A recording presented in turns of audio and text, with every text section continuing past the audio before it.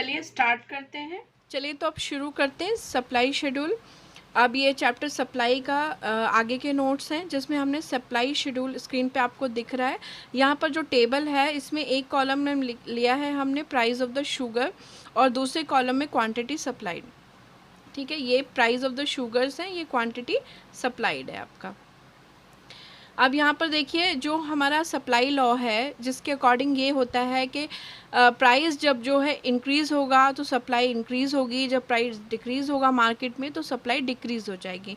Because price और quantity supplied एक दूसरे से पॉजिटिवली रिलेटेड है।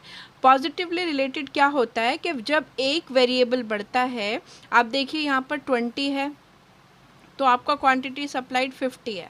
अब इसको हम जो है 50 को टन्स में ले सकते हैं या जो भी, मतलब एक बिगर क्वांटिटी को शो करता है ये। अब 16 है, अगर इस प्राइस जब कम हो जाता है, प्राइस 16 हो जाता है तो कितना क्वांटिटी सप्लाइड 40 हो जाती है। और जब ये प्राइस जो है 12 हो जाता है यानी और भी कम हो गया तो 30 हो गई क्वांटिटी सप्लाइड। यानी आप देख रहे हैं कि जैसे जैसे प्राइस जो है डिक्रीज़ हो रहा है वैसे वैसे क्वांटिटी सप्लाइड भी डिक्रीज़ होती जा रही है। तो इसे हम पॉजिटिव रिलेशन कहते हैं। ये एक पॉजिटिव रिलेशन को शो करता है। ठीक है, तो अब इस चीज़ को आप शेड्यूल की हेल्प से समझ गए। वैसे पहले आपने एक रूल की तरह से समझा था जिसे हम लॉ ऑफ सप्लाई कहते हैं। ठीक है, चलिए तो फिर देखते हैं और चीज़ सीखते हैं नेक्स्ट स्लाइड पर। अब इस स्लाइड में हम बात करेंगे सप्लाई कर्व की।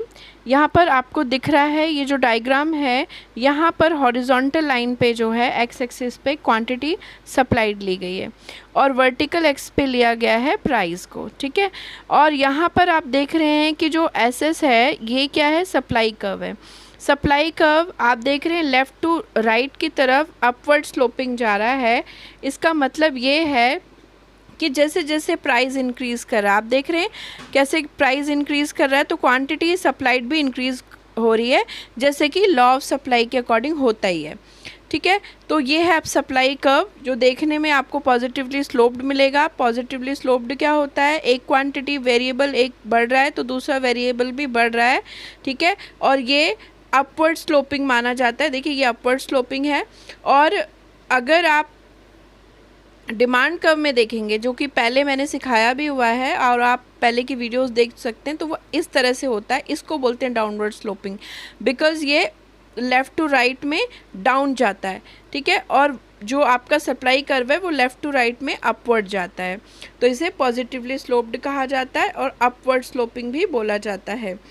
तो ये जो कर्व है ये सप्लाई और प्राइस के बीच पॉजिटिव रिलेशनशिप को दिखाता है और इस तरह से बनाया जाता है। और आपने इससे पहले एक शेड्यूल की हेल्प से देखा कि कैसे सप्लाई और प्राइस का रिलेशनशिप है और यही दोनों चीज़ें लॉ ऑफ सप्लाई को डिफ़ाइन करती हैं। अगर ऐसा कोई क्वेश्चन आता है दोनों चीज़ें लिखेंगे, फुल मार्क्स आपको मिलेंगे।